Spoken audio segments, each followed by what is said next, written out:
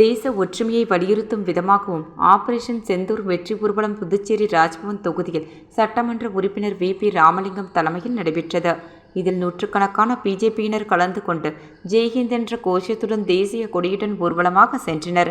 பாகிஸ்தான் தீவிரவாதிகளால் காஷ்மீர் பகல்கம் தாக்குதலில் உயிரிழந்த பொதுமக்களுக்கு ஆபரேஷன் செந்தூர் மூலம் பதிலடி கொடுத்த தீவிரவாதிகளின் முகாம்களை அழித்த இந்திய இராணுவத்திற்கும் பிரதமர் நரேந்திர மோடிக்கும் ஆதரவு மற்றும் நன்றி தெரிவிக்கும் வகையிலும் தேச ஒற்றுமையை வலியுறுத்தும் விதமாகவும் ஆபரேஷன் செந்தூர் வெற்றி ஊர்வலம் புதுச்சேரி ராஜ்பவன் தொகுதியில் சட்டமன்ற உறுப்பினர் வி.பி. ராமலிங்கம் தலைமையில் நடைபெற்றது.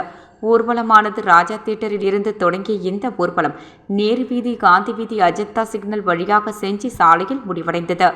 இந்த பேரணியில் பிஜேபியின் அகில இந்திய பொதுச் செயலாளர் துஷ்யந்த் குமார், மாநில தலைவர் செல்வ கணபதி, மாநில பொறுப்பாளர் நிர்மல்குமார் சுரேனா, புதுச்சேரி உள்துறை அமைச்சர் நமச்சிவாயம், சபாநாயகர் செல்வம் உள்ளிட்ட பலர் கலந்து கொண்டனர். இந்த நிகழ்ச்சிக்கு ராஜ்பவன் தொகுதியின் பாஜக ஒருங்கிணைப்பாளர் நாகராஜன் முன்னிலை வகித்தார்.